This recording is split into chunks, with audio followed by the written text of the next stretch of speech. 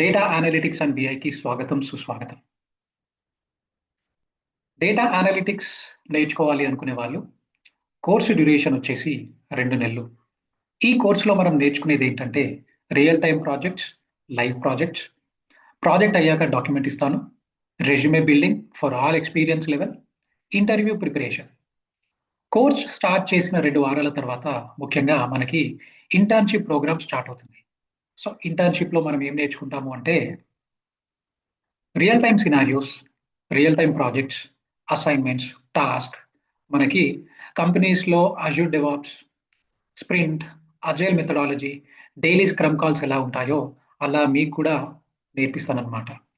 So for more information please contact 9390717804.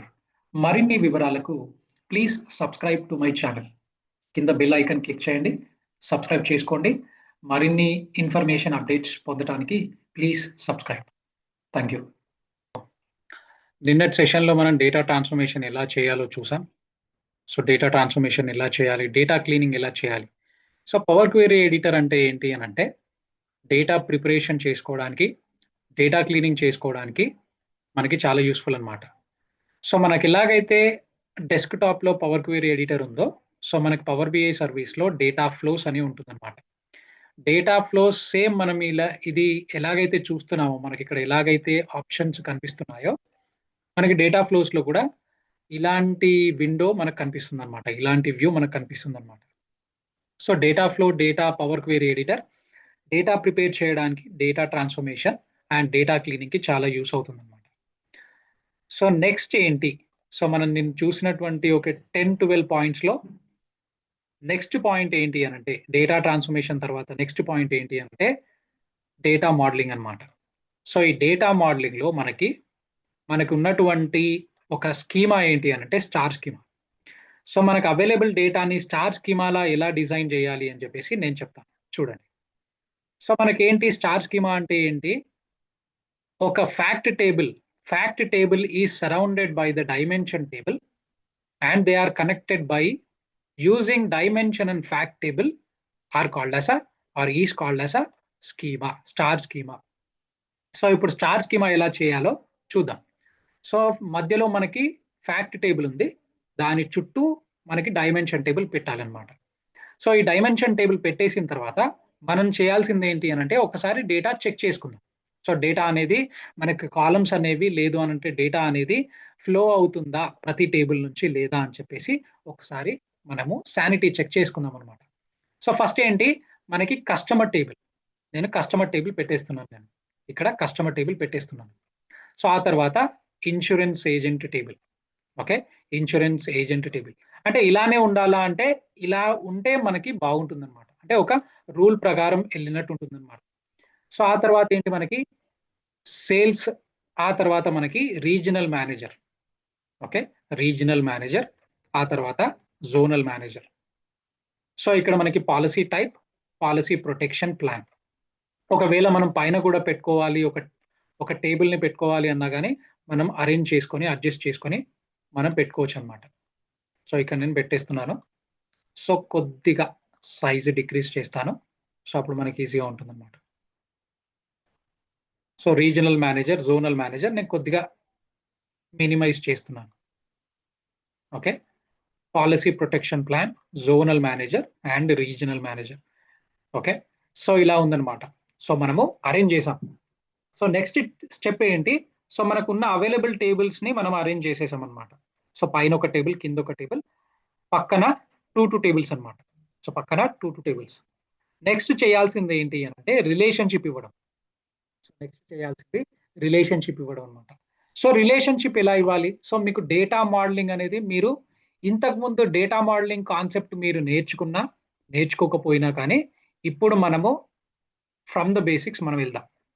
So data modelling ఎందుకు చేయాలి, so మనం ఎక్సెల్లో ఏం చేస్తాము,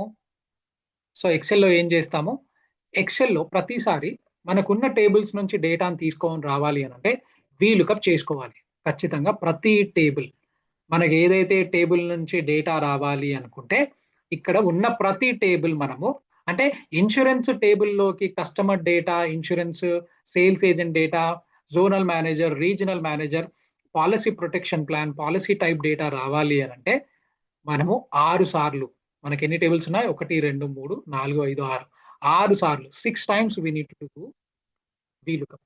ప్రతిసారి వీలుకప్ చేసుకుంటూ వెళ్ళాలి. ఓకే, వీలుకప్ చేసుకుంటూ వెళ్ళాలి అని అంటే టైం టేకింగ్ ప్రాసెస్ అనమాట.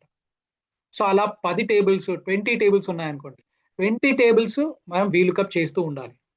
సో అలా కాకుండా మనకి పవర్ బిఐలో ఏంటి లేదు అని అంటే, డేటాబేస్ లో మనకి ఏముంది కాన్సెప్ట్ అంటే data modelling. So data modelling లో మనకి ఏంటి, రిలేషన్షిప్ ఇవ్వాలి అనమాట. టేబుల్ టు టేబుల్ రిలేషన్షిప్ ఇవ్వాలి.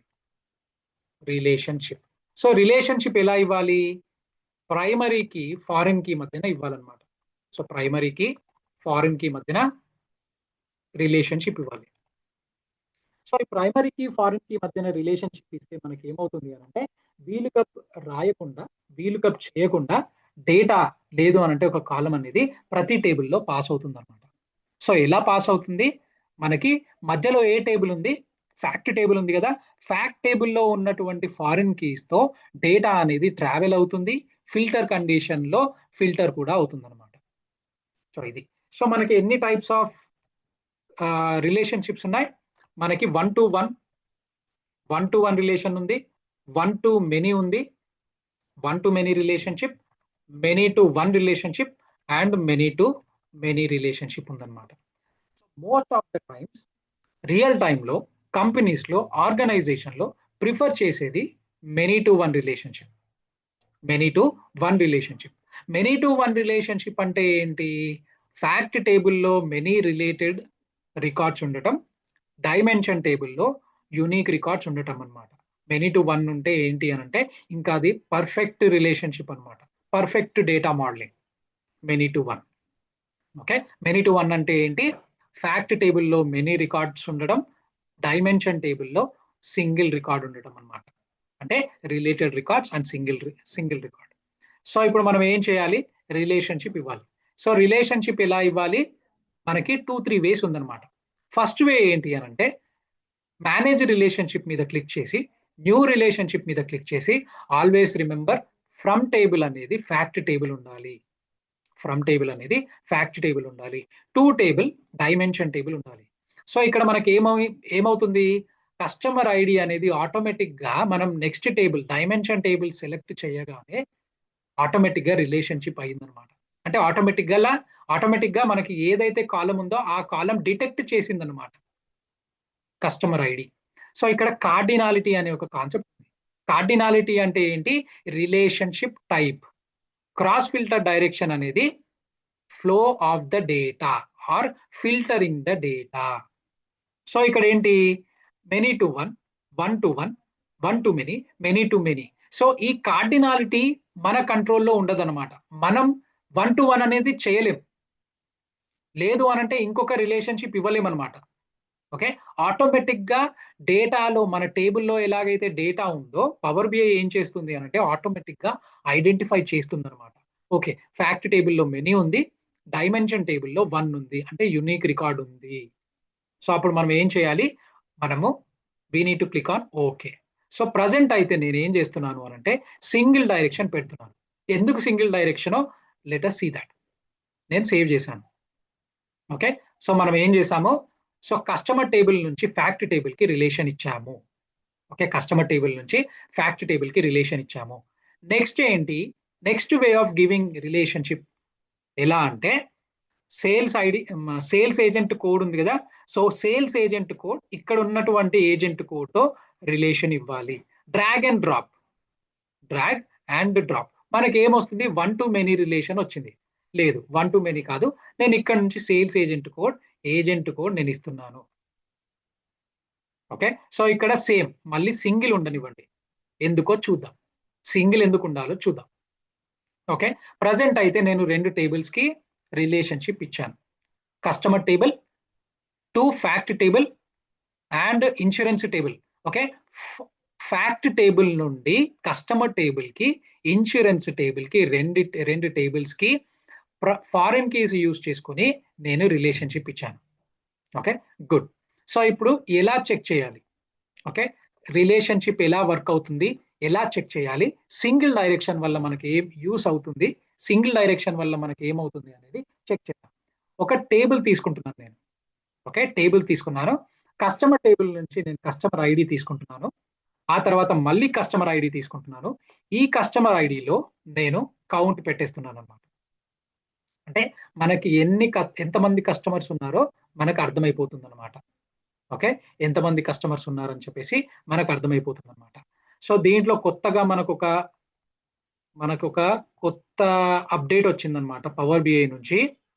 సో ఈ అప్డేట్ ఏంటి అంటే ఆటోమేటిక్ గా విడ్త్ అనేది మనకి చేంజ్ అవుతుందన్నమాట. Auto width auto width change అవుతుంది. నేను రిమూవ్ నేను డిసేబుల్ చేస్తాను అనమాట.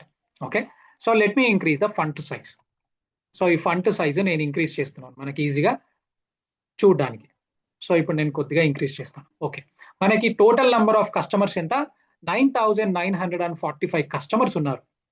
Okay, well and good. నేను ఇప్పుడు ఏం చేస్తాను, ఫ్యాక్ట్ టేబుల్ నుంచి customer ID, same customer ID ఒక నంబర్ తీసుకుంటాను, ప్రీమియం అమౌంట్ అనేది తీసుకుంటాను. సేమ్ ఇక్కడ కూడా నేను ఆటో విడ్త్ అనేది తక్కువ చేస్తాను, డిసేబుల్ చేస్తాను. సేమ్ ఇక్కడ ఫంట్ సైజ్ ఇంక్రీజ్ చేస్తాను 15. ఓకే, ఫంట్ సైజ్ ఇంక్రీజ్ చేస్తాను. సో ఇక్కడ కూడా నేను ఏం చేస్తాను అని అంటే కస్టమర్ ఐడి ఇంకొక కస్టమర్ ఐడి తీసుకుని నేను కౌంట్ తీసుకుంటాను. కస్టమర్ ఐడి కౌంట్ తీసుకుంటాను, కౌంట్. ఓకే, సో ఇక్కడ మనకి ఏంటి 10,000 రికార్డ్స్ వచ్చాయి. 10,000 కౌంట్ వచ్చిందనమాట. కౌంట్ ఆఫ్ కస్టమర్స్ 10,000 ఉన్నాయన్నమాట. Okay, 10,000 customers. 10,000 కస్టమర్స్ ఎందుకు ఎక్కువగా ఉన్నాయి అంటే ఒక కస్టమర్ 2-3 పాలసీస్ తీసుకోవచ్చు కదా. ఓకే, ఒక కస్టమర్ అనేవాడు ఓన్లీ ఒకటే పాలసీ కాదు కదా, 2-3 పాలసీస్ తీసుకోవచ్చు. సో అందుకే మనకి 10,000 వచ్చాయి. నెక్స్ట్ మనం తీసుకుపోయే కాలం ఏంటి, టేబుల్ ఏంటి? ఒక టేబుల్ తీసుకుంటున్నాను. ఈ టేబుల్లో నేను ఇన్సూరెన్స్ నుంచి agent code and sales agent information తీసుకుంటున్నాను. సో ఇక్కడ కూడా నేను ఆటో విడ్త్ డిసేబుల్ చేస్తాను. ఆ తర్వాత ఇక్కడ నేను ఏం చేస్తాను, ఫంట్ సైజ్ ఇంక్రీజ్ చేస్తాను. ఎస్, ఫంట్ సైజ్ అనేది ఇంక్రీజ్ అయ్యింది. సో ఇప్పుడు నెక్స్ట్ మనం చేయబోయే థింగ్ ఏంటి అని అంటే నేను కస్టమర్ ఐడి మీద నేను క్లిక్ చేస్తే మనకి ఓకే ఇది కస్టమర్ టేబుల్. సో ఇదేంటి కస్టమర్ టేబుల్. సో ఇదేంటి ఫ్యాక్ట్ టేబుల్. ఓకే, నెక్స్ట్ ఏంటి, ఇది agent table. Okay, insurance agent table.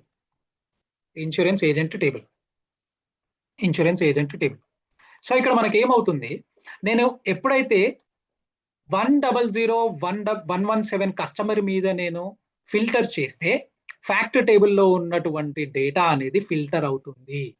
Okay, you observe carefully. So customer ID నేను ఫిల్టర్ చేస్తే ఫ్యాక్ట్ టేబుల్ అనేది ఫిల్టర్ అవుతుంది. అంటే ఇది డైమెన్షన్ టేబుల్, ఇది ఫ్యాక్ట్ టేబుల్. నేను ఎప్పుడైతే డైమెన్షన్ టేబుల్ ని ఫిల్టర్ చేస్తున్నానో ఫ్యాక్ట్ టేబుల్ ఫిల్టర్ అవుతుంది. Okay, good. ఫ్యాక్ట్ టేబుల్ అనేది ఫిల్టర్ అవుతుంది.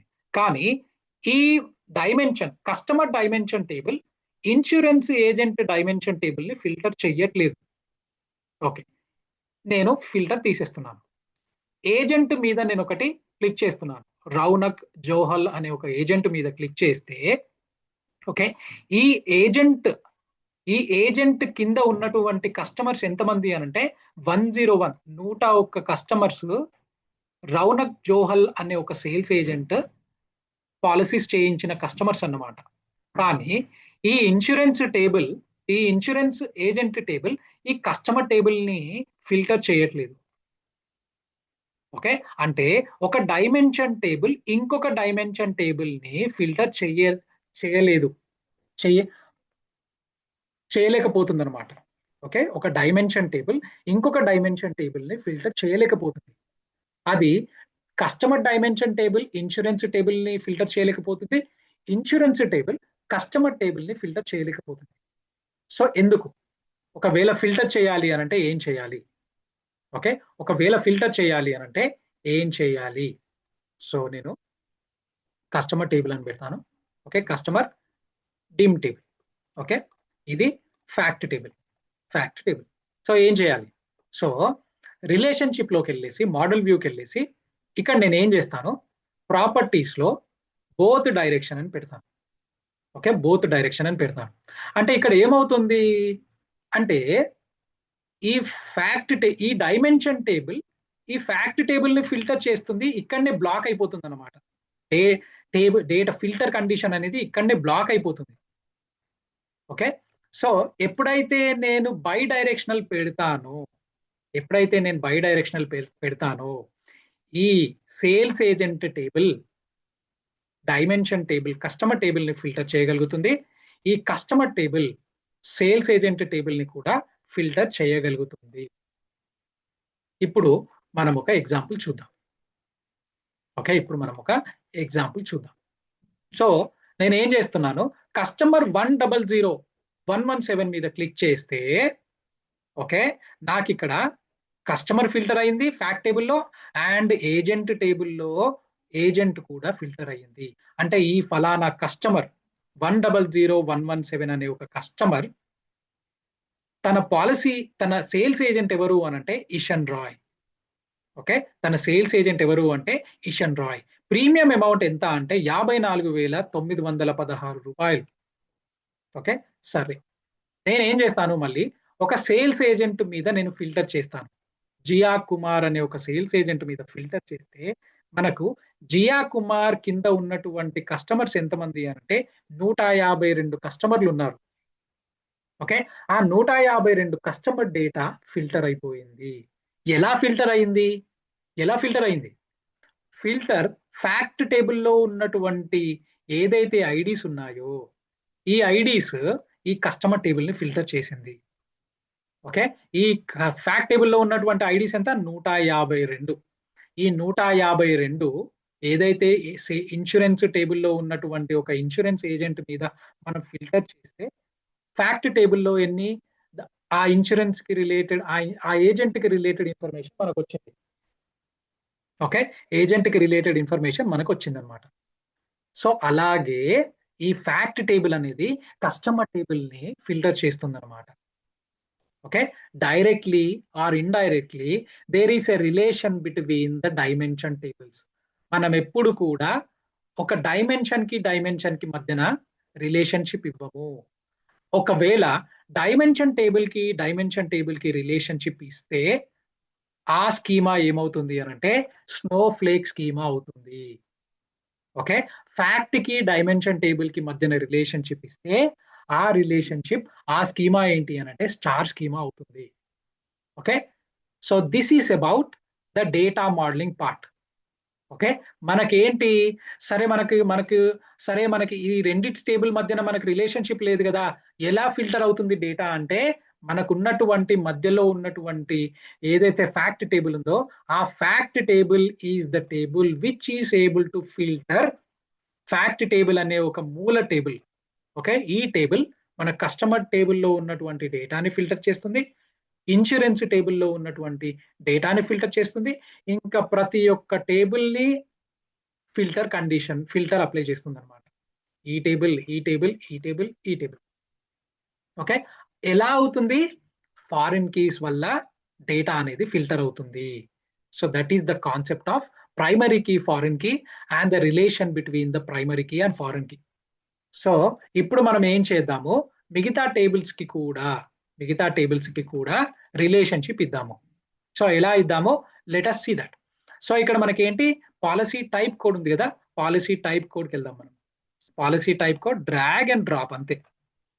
Drag and drop, make it both చేయడం వల్ల డేటా అనేది ట్రావెల్ అవుతుంది. మనం ఇందాక చూసాం కదా, బోత్ అనేది యూస్ఫుల్ అనమాట. నెక్స్ట్ ఏంటి, పాలసీ ప్రొటెక్షన్. పాలసీ కోడ్ ఎక్కడుంది? Policy code and policy code save. Okay, మనము మళ్ళీ బోత్ పెట్టిద్దాం పాలసీ కోడ్. సో నేను ఇంక్రీజ్ చేస్తాను సైజు, సో ఇప్పుడు మీకు ఈజీగా అవుతుంది. నెక్స్ట్ ఏంటి, zonal manager ID drag and drop, single నుంచి both, click on okay, right. Next ఏంటి, regional manager ID. Regional manager RMID, regional manager ID, both save. Okay, so మనం ప్రతి టేబుల్ మధ్యలో రిలేషన్షిప్ ఇచ్చేసాం. ఓకే, ప్రతి టేబుల్ మధ్యలో relationship ఇచ్చేసాం అనమాట. సో ఈ రిలేషన్షిప్ ఇవ్వగానే మనకి ఏమవుతుంది, డేటా అనేది ఎలా కంట్రోల్ అవుతుంది, ఎలా ఫిల్టర్ అవుతుంది, మనకి సెంట్రల్ టేబుల్ ఏంటి, ఫ్యాక్ట్ టేబుల్ అనేది సెంట్రల్ టేబుల్. ఈ ఫ్యాక్ట్ టేబుల్ సెంట్రల్ టేబుల్లో ఉన్నటువంటి మనం ఏదైతే ఈ సేల్స్ ఏజెంట్ ని ఫిల్టర్ చేస్తామో, సేల్స్ ఏజెంట్ ని ఫిల్టర్ చేసిన తర్వాత ఆ సేల్స్ ఏజెంట్ లో ఈ ఫారెన్ కీస్ ఏవైతే వస్తాయో, రిలేటెడ్ డేటా ఎలాగైతే వస్తుందో, పాలసీ టైప్, ఈ పాలసీ టేబుల్ ఫిల్టర్ అవుతుంది, ఈ ప్రొటెక్షన్ టేబుల్ ఫిల్టర్ అవుతుంది, రీజనల్ మేనేజర్ ఫిల్టర్ అవుతుంది, జోనల్ మేనేజర్ ఫిల్టర్ అవుతుంది, అండ్ కస్టమర్ ఫిల్టర్ అవుతుంది. సో ఇది మనకి డేటా మోడలింగ్ అన్నమాట. సో ఈ డేటా మోడలింగ్ లో మనం ఏం చేసాము, స్టార్ స్కీమాని తయారు చేసామన్నమాట, స్టార్ స్కీమాని బిల్డ్ చేసాము. సో ఇదే విషయాన్ని మీరు ఇంటర్వ్యూలో ఎక్స్ప్లెయిన్ చేయొచ్చు. So this is about the schema data modelling. Example నేను ఇంకొక టేబుల్ తీసుకుంటాను.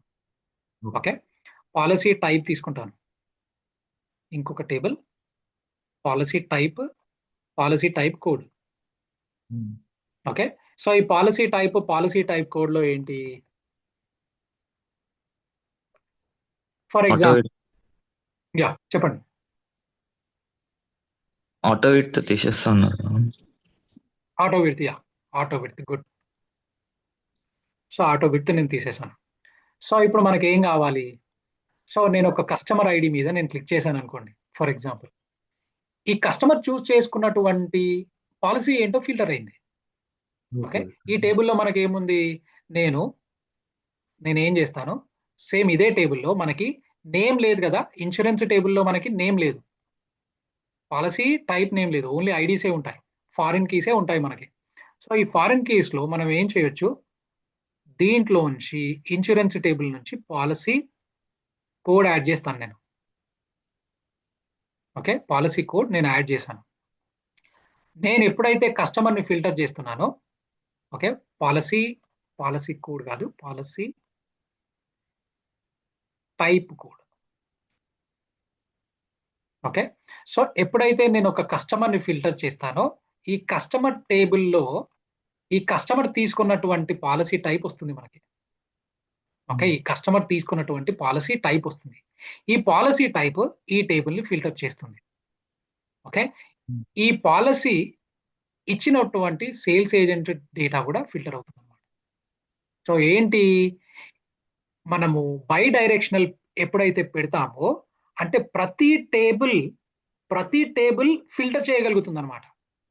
అంటే ప్రతి టేబుల్లో ఏమవుతుంది, ఫిల్టర్ చేయగలుగుతుంది. అంటే ప్రతి టేబుల్ అంటే ఏంటి, ఫర్ ఎగ్జాంపుల్ నేను కస్టమర్ ఇన్ఫర్మేషన్ తీసేసాను, ఒక ఎండోమెంట్ పాలసీ మీద నేను క్లిక్ చేశాను. ఈ ఎండోమెంట్ పాలసీ కూడా ఫస్ట్ ఏం చేస్తుంది, ఫ్యాక్ట్ టేబుల్ ని ఫిల్టర్ చేస్తుంది.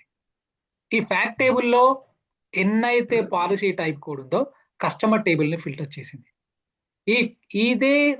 ఇదే పాలసీ టేబుల్ ఎవరైతే ఇస్తున్నారో సేల్స్ ఏజెంట్ డేటాని కూడా ఫిల్టర్ చేస్తుంది అన్నమాట. ఓకే, సో అలా ప్రతి టేబుల్ మనకున్నటువంటి 6 డైమెన్షన్ టేబుల్స్, 6 టేబుల్స్ లో ఏ టేబుల్ ని మనం ఫిల్టర్ చేసినా కానీ మిగతా టేబుల్స్ అన్ని త్రూ ఫ్యాక్ట్ టేబుల్ ఫిల్టర్ అవుతాయి. So that is the data modelling. మనకేంటి నెక్స్ట్ స్టెప్ అయిపోయింది, అంటే డేటా మోడలింగ్ పార్ట్ అనేది మనం చెక్ చేసాం. ఓకే, డేటా అనేది కరెక్ట్ గానే ఫిల్టర్ అవుతుంది. సో నెక్స్ట్ థింగ్ ఏంటి, next step are next stage ఏంటి, క్యాలిక్యులేషన్స్. డేటా అనాలిసిస్ ఎక్స్ప్రెషన్ ని ఎలా ఇంప్లిమెంట్ చేస్తాము, క్యాలిక్యులేషన్స్ ఎలా చేస్తాము అని చెప్పేసి నెక్స్ట్ థింగ్ అన్నమాట.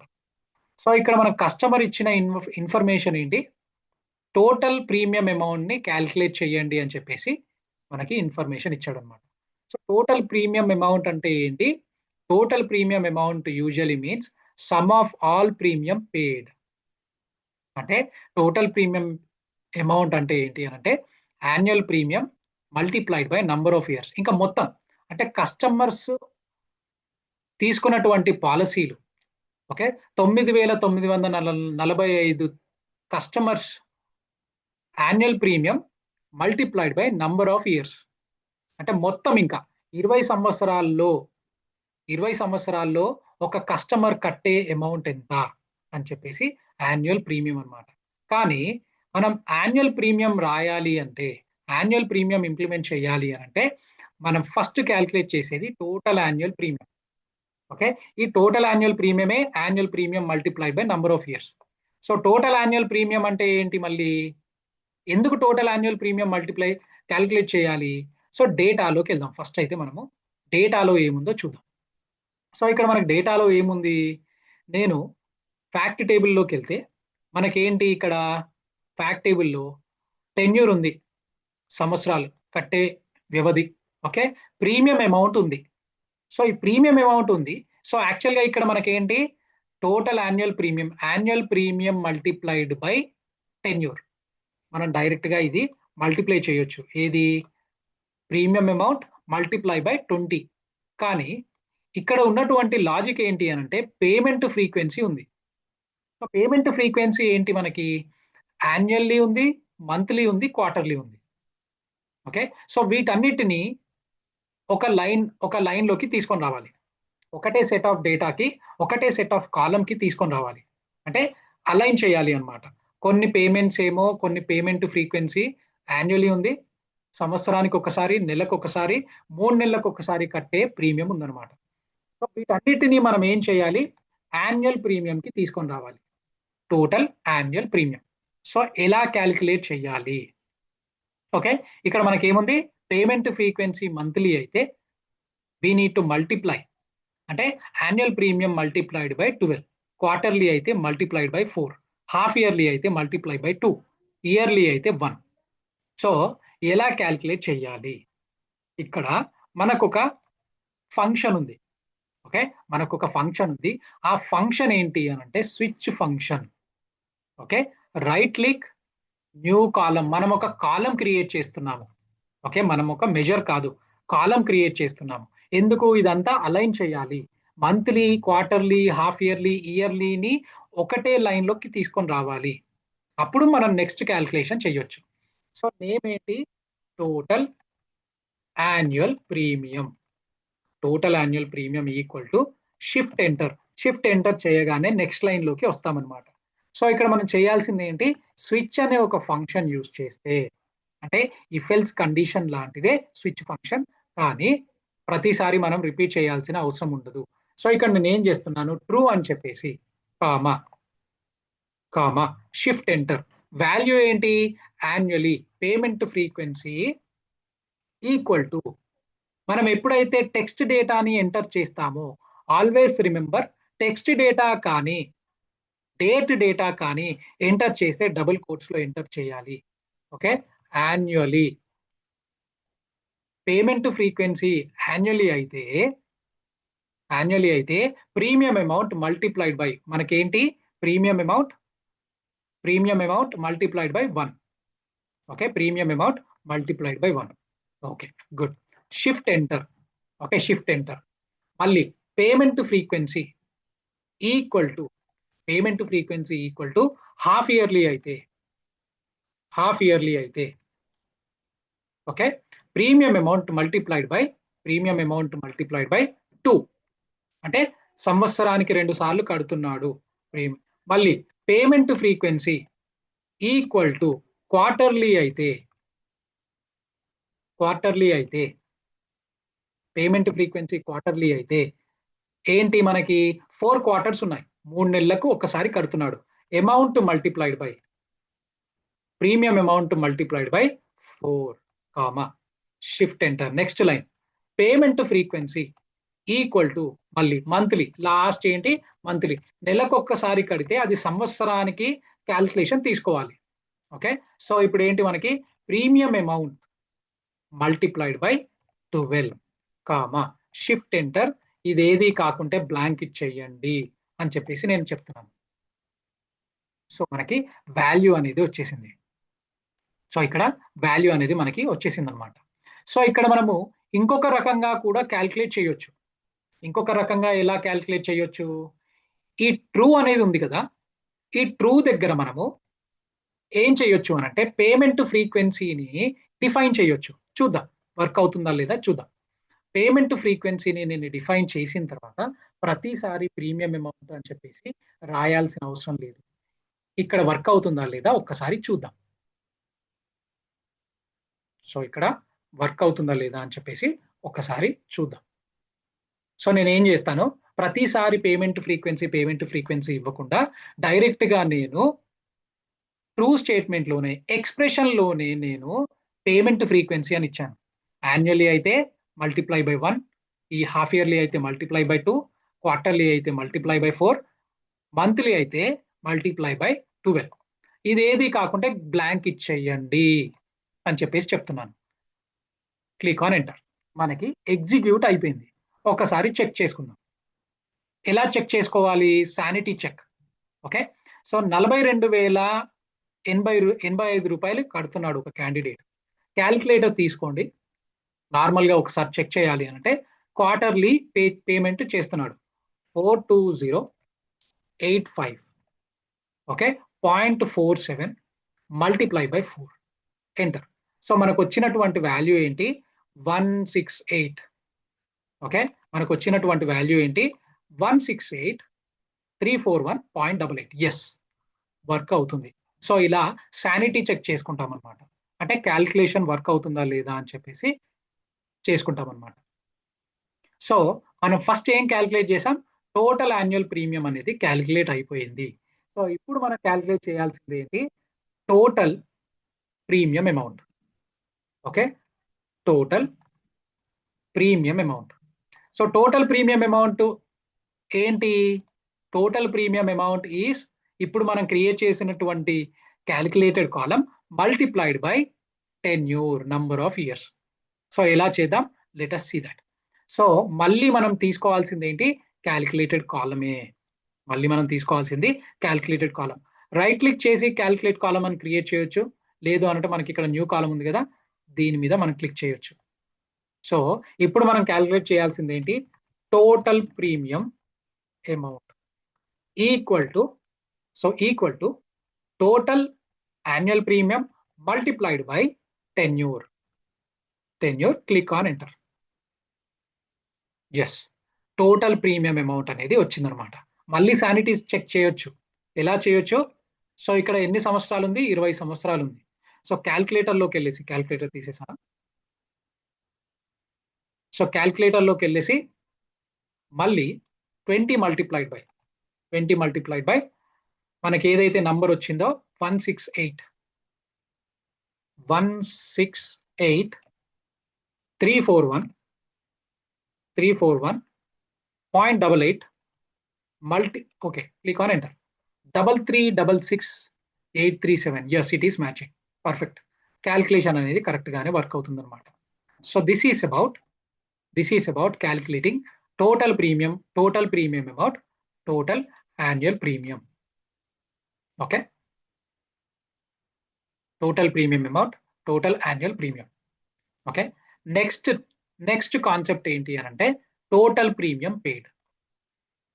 సో నెక్స్ట్ క్యాల్కులేషన్ ఏంటి అని అంటే టోటల్ ప్రీమియం పెయిడ్ అంటే, సో టోటల్ ప్రీమియం పెయిడ్ అంటే ఏంటి? సో మనం ఇంతకుముందు మనం డిస్కస్ చేసాం కదా క్యాల్కులేషన్ లో. సో క్యాల్కులేషన్ లో మనం డిస్కస్ చేసింది ఏంటి? సో ఒక 20 ఇయర్స్ 2020లో స్టార్ట్ అయింది అంటే టోటల్ ప్రీమియం పెయిడ్ క్యాల్కులేషన్ ఏంటి? టోటల్ ప్రీమియం పెయిడ్ ఏంటి ఇప్పటి వరకు అంటే ప్రీమియం స్టార్ట్ అయినప్పటి నుంచి, ప్రీమియం స్టార్టింగ్ నుండి టు టిల్ దిస్ ఇయర్, ఈ సంవత్సరం వరకు కట్టినటువంటి డబ్బులు ఎంత అంటే 2020 నుండి 2025 వరకు కట్టినటువంటి అమౌంట్ ఎంత అంటే 5 years multiplied by amount 1 lakh. ఇది టోటల్ ప్రీమియం పేడ్. నెక్స్ట్ ఏంటి? టోటల్ ప్రీమియం పేయబుల్ అంటే ఏంటి? కట్టాల్సిన అమౌంట్ ఎంత అంటే 2026 నుండి 2040 వరకు కట్టాల్సిన డబ్బులు ఎంత? 2040 వరకు కట్టాల్సిన డబ్బులు ఎంత? 15 మల్టిప్లైడ్ బై 1 lakh. సో ఎలా క్యాల్కులేట్ చేయాలి చూద్దాం. నెక్స్ట్ ఏంటి? Total premium payable. So total premium payable. Okay, లేదు అనంటే total premium paid. First thing ఏంటి? Total premium paid. Okay, total premium paid. కానీ మనకి ఇక్కడ తెలుసుకోవాల్సింది ఏంటి? టోటల్ ప్రీమియం పెయిడ్ తెలుసుకోవాల్సింది ఏంటి? మనకి నెక్స్ట్ టెన్యూర్ డేట్ ఉందా? ఓకే, నెక్స్ట్ మనకు టెన్యూర్ డేట్ ఉందా? అంటే టెన్యూర్ డేట్ అంటే ఏంటి? నెక్స్ట్ టెన్యూర్ డేట్ అంటే ఏంటి మనకి? So last date. Okay, last date ఉందా? ఓకే, లాస్ట్ డేట్ ఉందా? సో ఏంటి లాస్ట్ డేట్ ఏంటి అంటే కరెంట్ ఇయర్ నుంచి, ఓకే, దిస్ ఇయర్ ఓకే, మనం ఏం చేయాలి? స్టార్ట్ డేట్ నుంచి, ఓకే, ఇప్పటి వరకు కట్టాల్సిన డబ్బులు ఏంటి అంటే స్టార్ట్ డేట్ మనకు ఒక కాలం ఉంది టిల్ లాస్ట్ పెయిడ్ డేట్. ఈ రెండు డేట్స్ ని మనం కన్సిడర్ చేసుకుంటే మనకు ఒక కాలం తీసుకోవచ్చు అన్నమాట. అంటే ఒక క్యాల్కులేటెడ్ కాలం క్రియేట్ చేయాలి. అంటే ఏంటి? సో మనకి ఇక్కడ స్టార్ట్ డేట్ నుంచి లాస్ట్ పెయిడ్ డేట్ 2022లో ప్రీమియం స్టార్ట్ అయింది, 2025లో లాస్ట్ పేమెంట్ డేట్. సో ఈ రెండింటి మధ్యన మనం ఒక కాలం క్రియేట్ చేసి ఆ తర్వాత మనం మల్టిప్లై చేయాలి. సో ఎలా క్రియేట్ చేయాలి? మనకు ఒక ఫంక్షన్ ఉంది. ఒక రెండు డేట్స్ మధ్యన మనకు ఎంత అయితే ఇంటర్వెల్ చూడాలో, రెండు డేట్స్ మధ్యన డిఫరెన్స్ చూడాలో ఆ ఫంక్షన్ ఏంటి అని అంటే డేట్ డిఫరెన్స్ అనే ఒక ఫంక్షన్ ఉందన్నమాట. నేను న్యూ కాలం క్రియేట్ చేస్తున్నాను. సో ఆ కాలం నేమ్ ఏంటి అని అంటే ప్రీమియం పేమెంట్ డ్యూరేషన్. అంటే ఇప్పటి వరకు కట్టినటువంటి సంవత్సరాలు ఎంత, ఎన్ని సంవత్సరాలు కట్టారు అని చెప్పేసి. సో ఇక్కడ మనం ఏం చేయొచ్చు? డేట్ డిఫరెన్స్ అనే ఒక ఫంక్షన్ తీసుకొని స్టార్ట్ డేట్, ఫ్రమ్ డేట్ ఏంటి? Start date, comma date to ఏంటి? లాస్ట్ పెయిడ్ డేట్, కామా మనకి ఇంటర్వెల్ ఏం కావాలి? ఇయర్ కావాలి, క్లోజ్ ద బ్రాకెట్. అంటే ఇది ఏంటి? నంబర్ ఆఫ్ ఇయర్స్ పెయిడ్ అన్నమాట. Okay, number of years paid, ఇది number of years paid. So first మనం చూసాం కదా 2022 నుంచి 2025 3 సంవత్సరాలు. ఎస్, మనకి 3 సంవత్సరాలు వచ్చింది. ఇప్పుడు మనం చేయాల్సింది ఏంటి? టోటల్ ప్రీమియం పెయిడ్ మనం క్యాల్కులేట్ చేయాలి. Total premium paid. So total premium paid ఎలా క్యాల్కులేట్ చేయాలి? మళ్ళీ total premium amount, total annual premium multiplied by premium payment duration. Okay, so మళ్ళీ న్యూ కాలం మీద క్లిక్ చేసుకొని total premium paid. Okay, total premium paid అంటే ఇప్పటి వరకు కట్టినటువంటి డబ్బులు ఎంత? సో ఇప్పటి వరకు కట్టినటువంటి డబ్బులు ఎంత? సో ఏంటి? Total annual premium multiplied by ఇంతాక మనం క్రియేట్ చేసినటువంటి premium payment duration. Okay, premium payment duration అంటే ఇది ఏంటి? Premium amount paid by policy holder till this year. So ఇప్పటి వరకు కట్టినటువంటి డబ్బులు ఎంత? సో ఇప్పటి వరకు కట్టినటువంటి డబ్బులు ఇంత అమౌంట్ అన్నమాట. ఓకే, 168,341 మల్టిప్లైడ్ బై 3 మనకి ఇంత అమౌంట్ వస్తుంది. ఓకే, మీరు శానిటీ చెక్ గా క్యాలిక్యులేటర్ తీసుకొని చెక్ చేయొచ్చు. సో నెక్స్ట్ ఏంటి? నెక్స్ట్ క్యాలిక్యులేషన్ ఏంటి? Premium amount payable. ఓకే, మనం ప్రీమియం అమౌంట్ పేడ్ క్యాలిక్యులేట్ చేసాము. నెక్స్ట్ ఏంటి? Premium amount payable. నెక్స్ట్ ఏంటి? ప్రీమియం అమౌంట్ పేయబుల్ అంటే total premium payable. So total premium payable calculate చేయాలి అని అంటే రెండు విధాలుగా క్యాల్కులేట్ చేయొచ్చు. కానీ సులభమైనటువంటి విధం ఏంటి అని అంటే, okay, simple way of calculation ఏంటి అని అంటే ఇంకొక న్యూ కాలం తీసుకుంటాము. Total premium amount multiply minus total premium paid. Simple calculation. Okay, total premium payable ఏంటి అంటే total premium amount minus total premium amount minus total premium paid. Okay, total premium paid. So మనకి remaining amount అనేది వచ్చేస్తుంది అనమాట. అంటే ఇంకా కట్టాల్సింది ఎంత అంటే ఈ ప్రీమియం అమౌంట్ లో కట్టినటువంటి అమౌంట్ ఎంత, ఇంత అమౌంట్. కట్టాల్సినటువంటి అమౌంట్ ఎంత, ఇంత amount. Okay, so this is about total premium payable. Okay, this is about total premium payable.